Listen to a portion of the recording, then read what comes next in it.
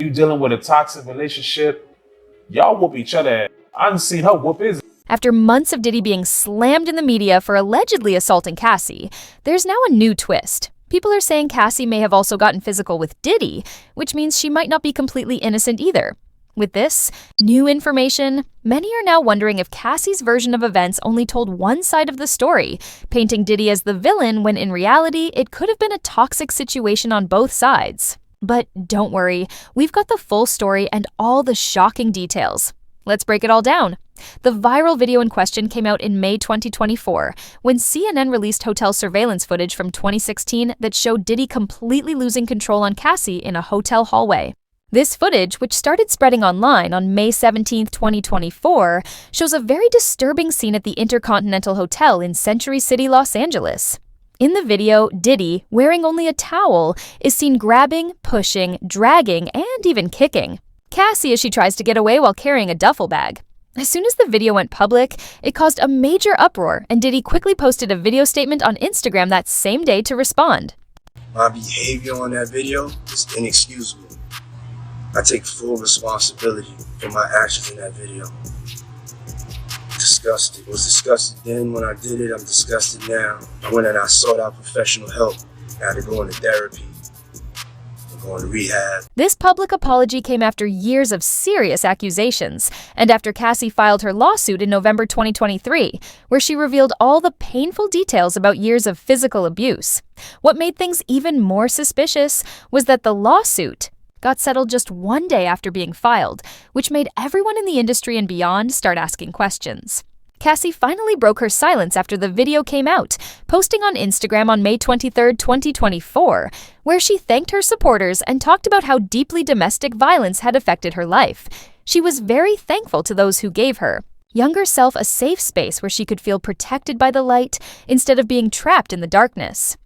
In her message, Cassie made it clear that domestic violence was the real issue, explaining that it broke her down, but she kept it. Honest by saying, "I'm better today, but I will always be recovering from my past." She urged people to believe victims the first time, pointing out how much strength it takes to speak up when you feel helpless. Now, about these new claims that Cassie also put her hands on Diddy. Those mostly come from Chopper, a former bad boy artist whose real name is Kevin Barnes, also known as Young City. He was part of Diddy's group Da Band from the MTV show Making the Band 2. In an interview from January 2025, Chopper claimed that the violence between Diddy and Cassie went both ways, suggesting that Cassie was also hitting Diddy. This is very different from what Cassie has publicly said about being abused by Diddy, especially in that 2016 hotel incident caught on video.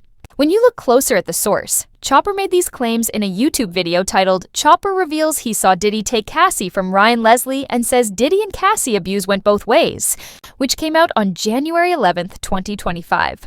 The title alone makes it sound like Chopper was saying the abuse was mutual and that Cassie was also getting physical with Diddy. In another YouTube video titled "Bad Boy Artist Chopper Says Cassie B3, Add Up Diddy 2 Worked with Liquor Company to Take Diddy Down," Chopper added more details to his claims. In that video, he described their relationship as extremely toxic and full of problems. It was toxic. Very toxic relationship. Yes, it was, no matter how it sounds. But what you're saying, dude, can be used against you in a court of... But the most shocking part of Chopper's interview comes when he talks about seeing physical fights between Diddy and Cassie that went both ways, claiming that it wasn't just Diddy being aggressive, but that Cassie also fought back, making their relationship seem even more messy and complicated. See them ever get into any altercations ever? Yes, a lot. Yeah. And I can see that she triggered him. When asked directly if he ever saw any fights between Diddy and Cassie, Chopper confirms that he did witness them and makes it clear that the violence wasn't one-sided, suggesting that both were involved in the physical confrontations. With a toxic relationship, y'all whoop each other. I done seen her whoop his ass kind of just like that. So I don't know how to pinpoint that. It's like I'm in the middle of just watching two people whoop each other. And the only thing that mattered was the one that was he. But Chopper's claims don't have any solid proof, and they're very different from the documented evidence of how Diddy treated Cassie. That 2016 surveillance video gives real proof of Diddy physically abusing her, while no similar proof has come out showing that Cassie ever got physical with Diddy. That difference in evidence matters a lot when you're trying to figure out who's telling the truth. Cassie's accusations come with video and legal documents backing her up, but Chopper's claims are just his words with no one else or any proof to support him. This whole drama is going down while Diddy's already deep in legal trouble. He's facing over 63 civil lawsuits accusing him of serious stuff like assaults, trafficking, drugging people, and physical abuse. These cases involve more than 100 people and go all the way back to 1991. On top of that, Diddy was indicted in September 2024 on federal charges, including running a criminal operation, trafficking, and transporting people for sex work. The government says he ran a criminal business full of threats and abuse. Diddy has pleaded not guilty and is currently locked up in Brooklyn as his trial plays out in May 2025. These accusations and court battles are extremely serious. It's not just about Diddy and those involved. It's making the whole entertainment world talk about power, accountability, and getting justice. As of May 14, 2025, Diddy's trial is ongoing with powerful witness testimonies, especially from Cassie Ventura, who's giving deep and emotional details about her relationship with him. Her testimony and the charges against Diddy are no joke. If found guilty, he could spend the rest of his life in prison. Diddy's lawyers are fighting back, denying everything and saying his wild lifestyle doesn't mean he broke the law. They've also filed requests to throw out parts of the case, saying he's being unfairly targeted because of his race. Right now, we're still early in the trial, and Cassie's testimony is front and center. Reporters in the courtroom say her words have been emotional, detailed, and spoken with calm strength, even though she's talking about some very dark moments. Prosecutors are building a disturbing image of Diddy with shocking details about the alleged sex parties and how low he made her feel. Cassie, who's visibly pregnant during her testimony, kept rubbing her belly while sharing everything she went through. Her husband, Alex Fine, has been by her side in court, though the defense might call him to the stand, which could stop him from being there for future sessions. Cassie began her testimony by talking about how she met Diddy after signing with Bad Boy Records in 2006 at just 19 years old. She explained how their work relationship turned romantic and how Diddy slowly took over every part of her life. One of the most intense parts was when she said he controlled her entire life. Her career, her looks, her outfits, her hair and nails, and even her daily routine. This control came from how much power he had over her chances in the music industry, making her feel stuck and unable to refuse his demands. She said he picked where she lived, making sure she was always close by. He paid the rent at almost every place she stayed. If she didn't answer his calls or texts, he'd send security to find her. A big part of her story involved what she called freak-offs, sexual events that Diddy planned involving multiple people, including male escorts. These happened nearly every week for years, sometimes lasting from 36 hours to 4 full days with no sleep. She said she was forced to take part and couldn't say no because of his power over her and his threats to leak videos of what happened. Cassie said Diddy directed everything during these events, from the lighting to what people did, and that she felt dirty, ashamed, and worthless, often using drugs just to mentally escape. Prosecutors showed texts where, before one freak-off, Cassie asked Diddy which colored pill she should take from his Louis Vuitton med bag, and he told her which one to use. Cassie said Diddy used to record these freak-offs, first with cameras and then other devices, and would later use the recordings to blackmail her when he was upset. She tried to delete her copies because they were too embarrassing and asked Diddy to delete his, but the fear of them getting out always haunted her.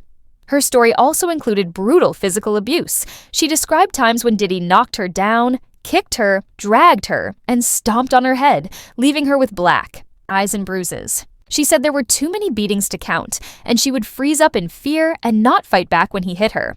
One moment she talked about in detail was the 2016 incident at the Intercontinental Hotel in LA, which was caught on video and released by CNN. She said they had just done a freak-off with an escort a few days before her first major movie premiere, and Diddy gave her a black eye. She tried to leave while he was in the shower, and that's when the assault caught on tape happened. The prosecution has shown that video multiple times as proof that Diddy used violence to control her. When asked if she ever tried to fight back, Cassie quietly answered, "No." Other witnesses have backed her up too, like Israel Flores, an LAPD officer who worked security at that same hotel in 2016. He talked about responding to that incident and said Diddy had a devilish stare and that the cash left behind seemed like a bribe. Another major witness was Daniel Phillip, a 41-year-old former male escort and manager of a male revue show in Manhattan. On May 12th and 13th, 2025, he told the court about the freak-offs in detail. He said that between 2012 and 2014, Cassie paid him to sleep with her while Diddy watched and sometimes gave directions, with payments from $700 to $6,000. Phillip also said he saw Diddy abuse Cassie, throwing a bottle, hitting her, and dragging her by her hair, which supports the claims of abuse and pressure. He remembered hearing slaps and Cassie yelling, I'm sorry," during one beating, showing how scared she was. During cross-examination, defense attorney Xavier Donaldson tried to break down Phillip's testimony. They focused on his job managing male strippers and how he first met Cassie, saying the whole thing was consensual. But Phillip stuck to his story, saying there was pressure and abuse involved. The defense hasn't shown their full case yet since. The trial is still just getting started, but they're already pushing back against the prosecution's version by questioning the witnesses. Now, Diddy's team came real quick on their opening statements and said, look, and I thought their opening statements, to be honest with y'all, were weak, Diddy's team. Like, I thought, like, okay, all they did was own up to everything. They're like, look, he was angry. He can't control his anger. He, might have abused drugs and been a horrible Diddy's lawyers are claiming that the relationships were consensual and part of a swinger lifestyle rather than criminal. And they're specifically trying to separate what they acknowledge as domestic violence from the more serious accusations of sex trafficking and racketeering. Y'all gonna hear text messages and audios that make him sound like a horrible person, and that he may have been. All of the most horrible things you could think about him when it comes to how he dealt with the women in his life, he's owning up to it. But when it comes to these charges, one thing has nothing to do with the other. An interesting part of this case is how it ties into the long-term relationship between Cassie and Diddy, which reportedly began around 2007 after Cassie signed with Bad Boy Records and lasted until 2018, during which time her music career seemed to take a back seat to their relationship. In a 2017 interview with Hot 97, when asked about how her music had been affected by being known mostly as Diddy's girlfriend, Cassie admitted it was hard to manage for a while because people just didn't associate her with music anymore.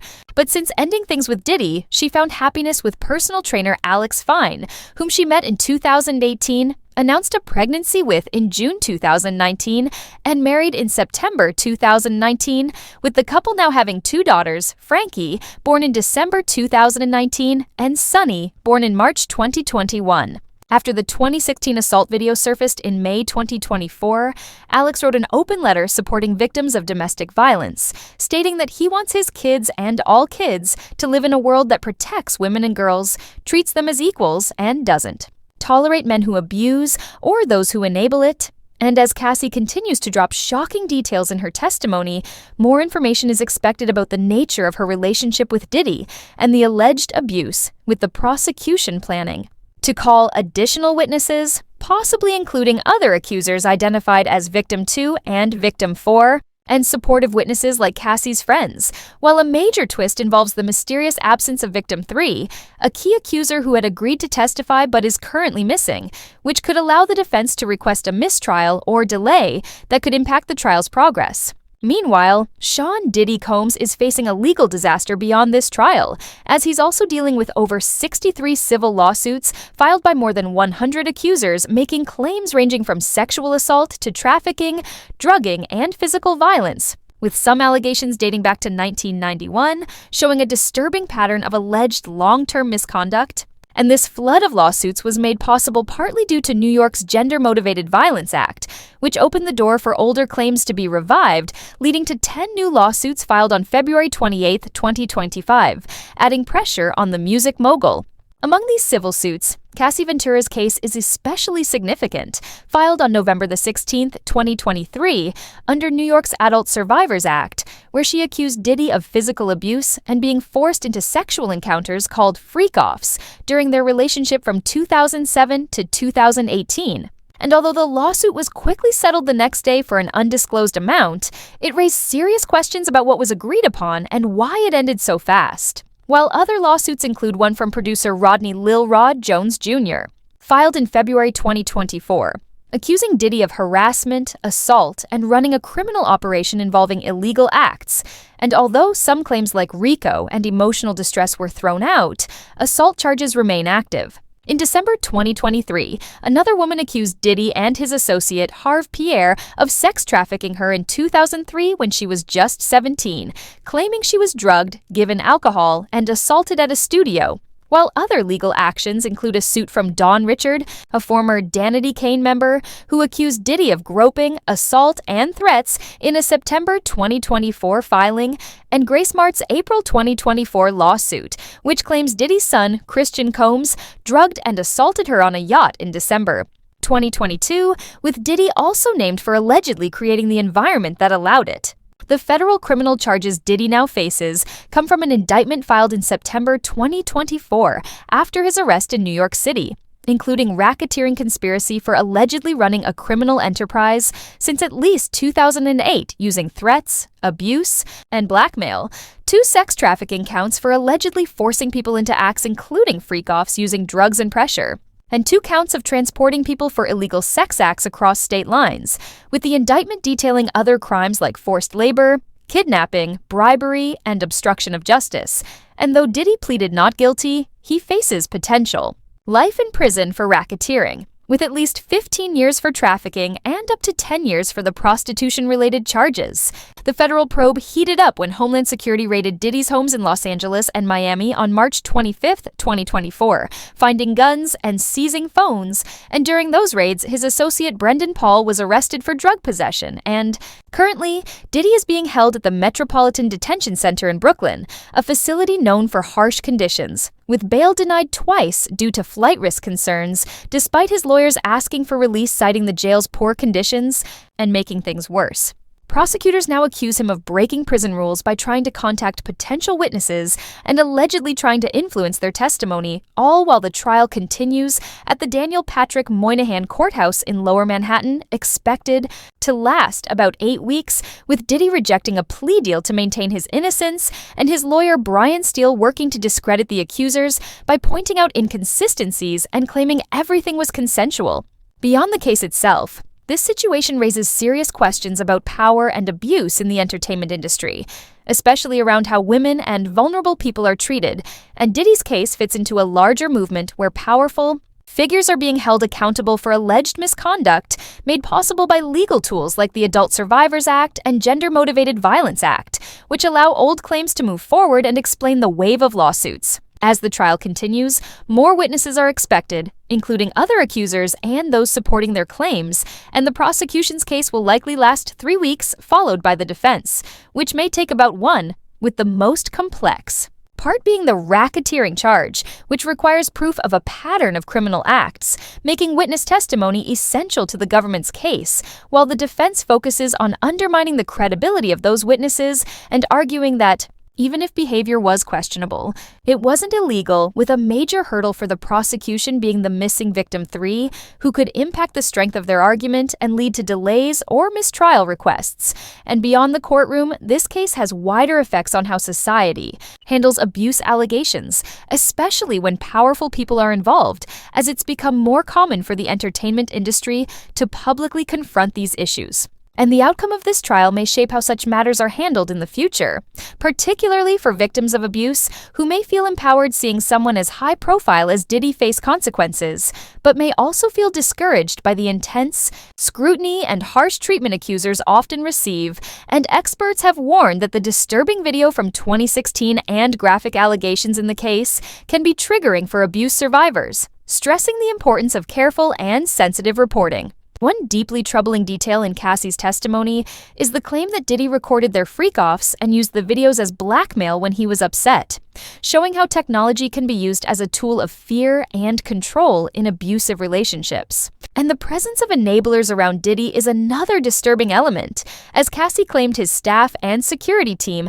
helped him keep control over her, which raises serious questions about the responsibility of those who witness or support abuse. From the sidelines, and the prosecution's framing of Diddy's behavior as part of a criminal organization highlights this, suggesting that several people helped enable the alleged abuse and exploitation.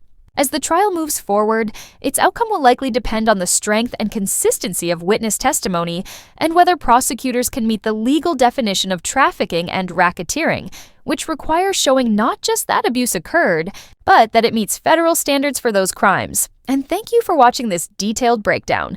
If you liked this video, click on one of the cards on your screen to see more content like this as we continue to uncover details from the scene.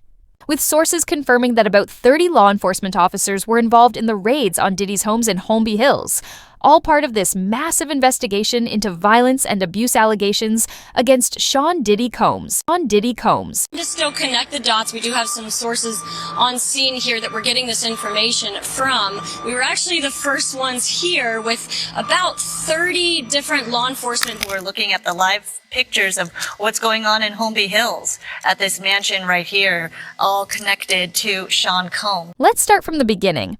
Late last year, singer-songwriter Cassie Ventura filed a lawsuit against Diddy, accusing him of violence and sexual abuse. The lawsuit shook the entertainment industry as Cassie revealed disturbing events that allegedly took place during their relationship.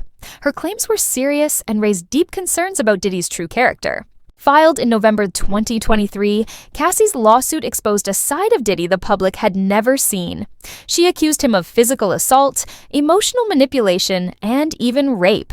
The lawsuit included graphic and troubling details, portraying Diddy as someone who allegedly used his fame and influence to control and abuse those around him. This lawsuit triggered a wave of reactions throughout the entertainment world, with many people questioning who Diddy truly is.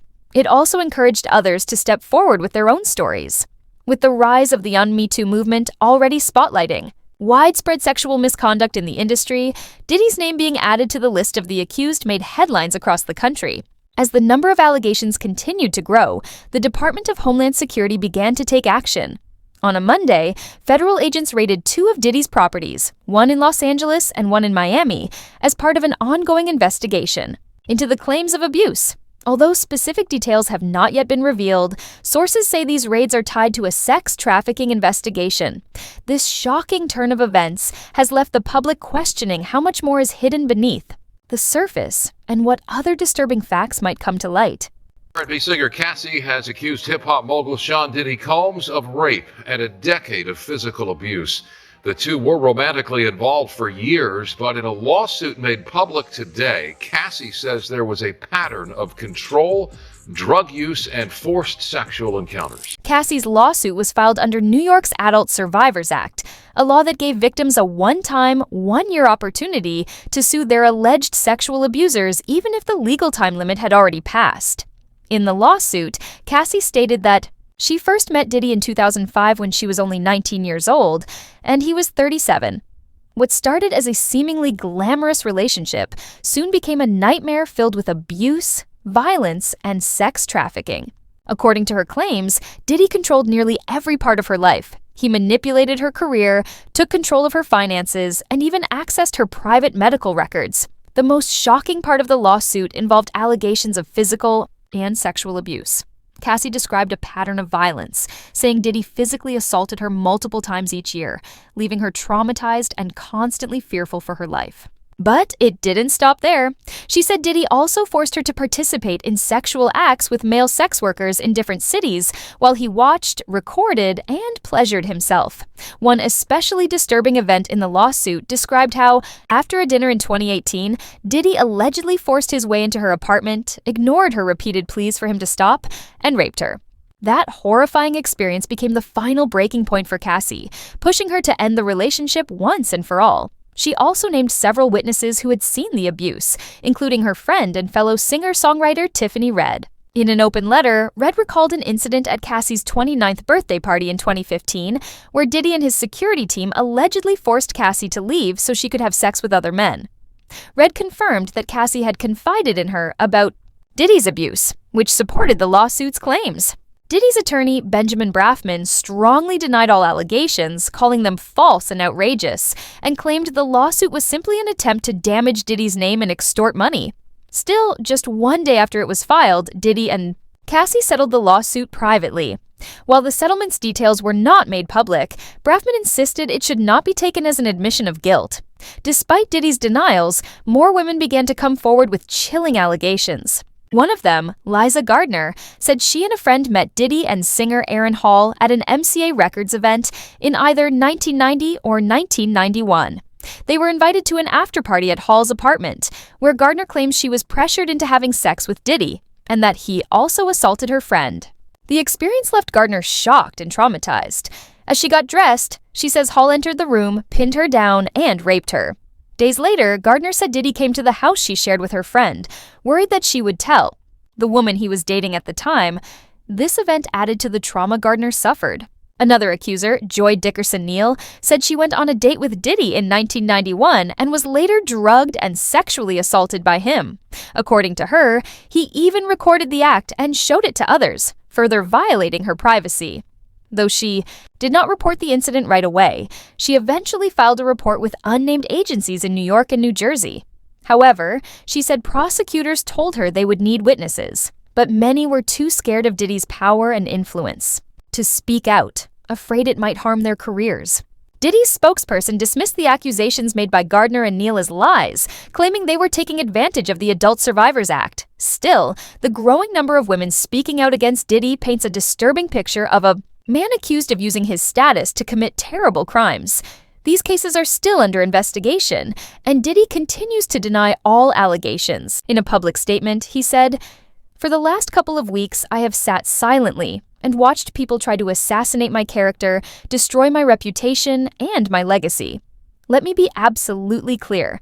I did not do any of the awful things being alleged. I will fight for my name, my family, and for the truth." Things took an even darker turn when a fourth lawsuit was filed by a woman known only as Jane Doe. Her allegations against Diddy and his longtime associate Harve Pierre were terrifying. She claimed that in 2003, when she was just 17, Diddy, Pierre, and a third unidentified man gang raped her at Diddy's recording studio in Manhattan. The lawsuit says she was flown across state lines from Detroit to New York City on a private jet, where she was given drugs and alcohol until she couldn't give consent. Despite begging them to stop, she was violently assaulted. Jane Doe also included photos in her lawsuit that she says were taken that night, including one of her sitting on Diddy's lap, which she says supports her claims. The accusations highlight serious concerns about how powerful men may have exploited young and vulnerable girls. Harve Pierre, Diddy's longtime right-hand man, is also facing separate sexual assault allegations from a former assistant who says he used his position to groom, manipulate, and repeatedly assault her between 2016 and 2017. These disturbing stories continue to raise the gravity of the situation and the role of those in Diddy's inner circle in allegedly enabling such abuse. Music mogul Sean Diddy Combs facing yet another sex assault and harassment lawsuit. It was filed by music producer Rodney Jones Jr.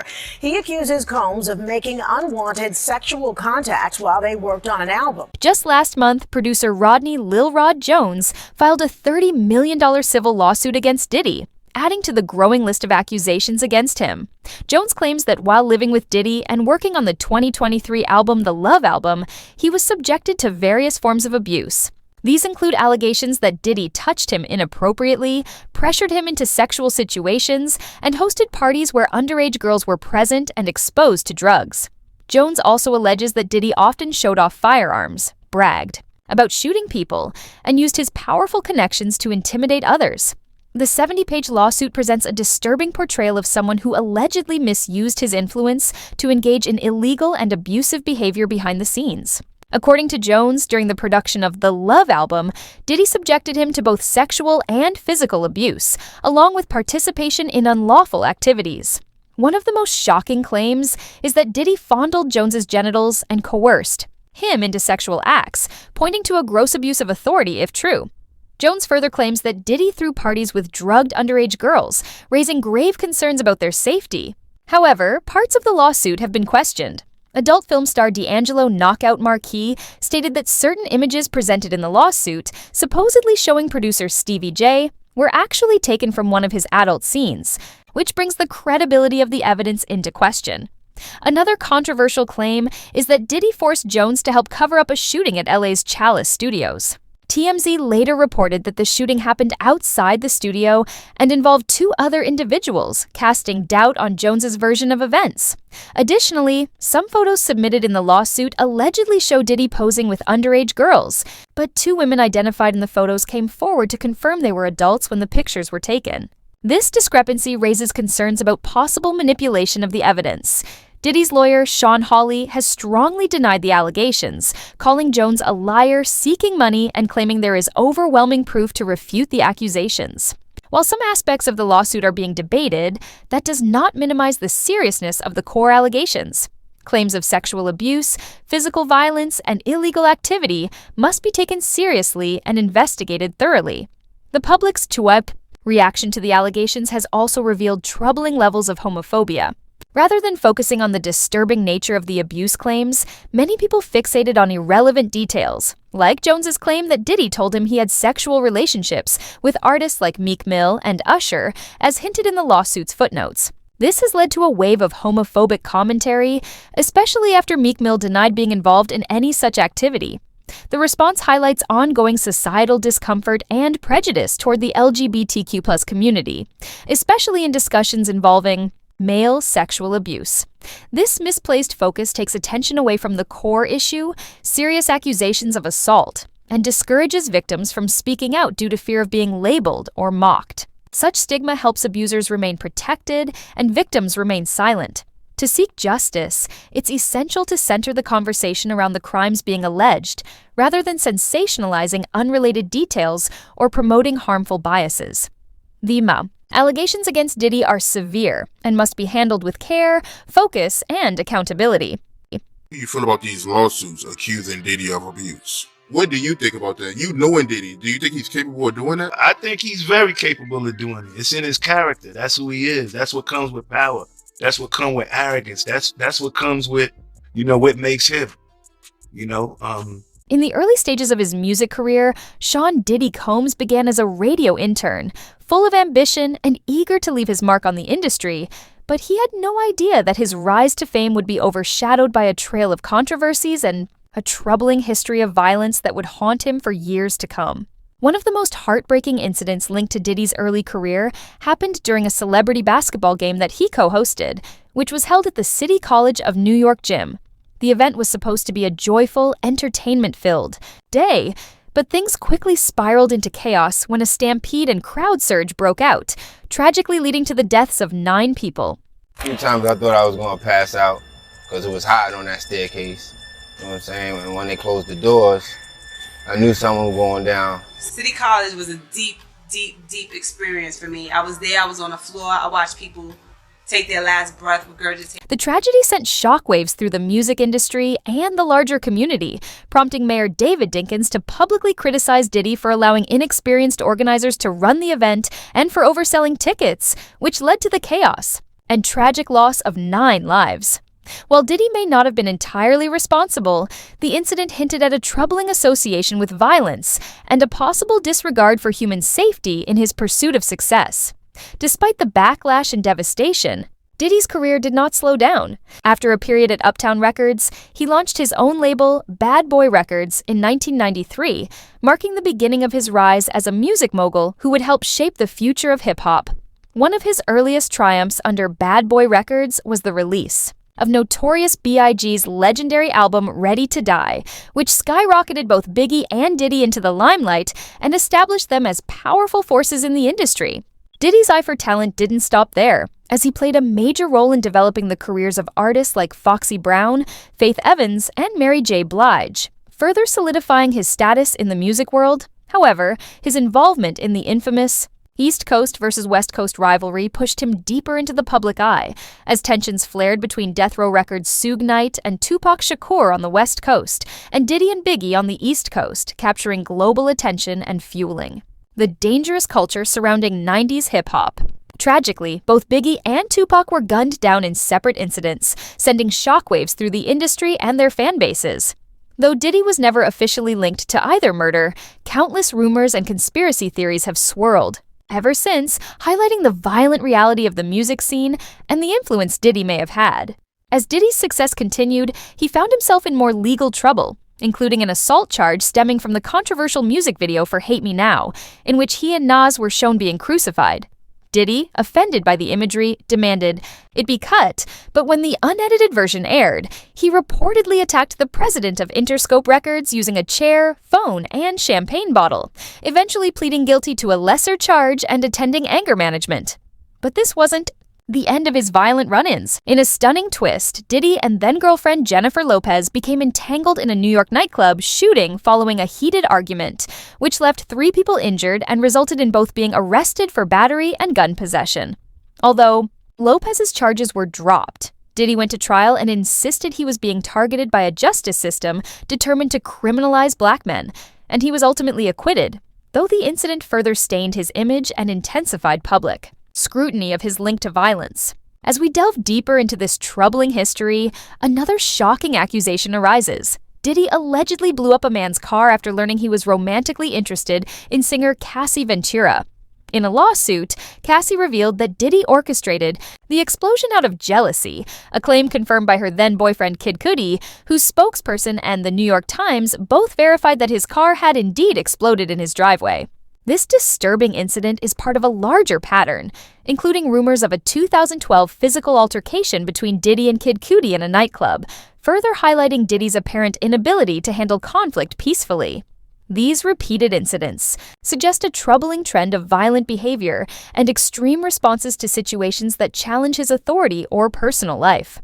Far from isolated, these actions create a narrative of aggression that casts a long shadow over Diddy's public image. Among the most devastating events remains the nightclub shooting with Jennifer Lopez, which began as a routine night out but quickly spiraled into chaos after a dispute turned violent, leaving several people wounded and landing Diddy and Lopez in legal turmoil.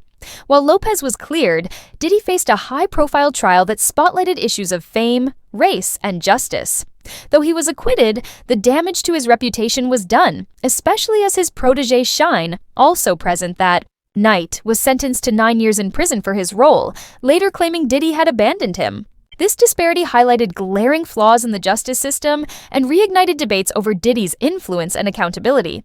The violent episodes linked to Diddy, from the basketball game tragedy to the East Coast-West Coast rivalry, the Hate Me Now assault, the car explosion, and the nightclub shooting, paint a troubling picture of a powerful figure who has navigated the heights of the music industry while leaving behind a trail of violence and controversy. Though he has maintained professional success, these incidents serve as sobering reminders of the hidden costs of fame, the dangers of unchecked power, and the dark complexities that continue to haunt Diddy's legacy. That brings us to the end of this video. For more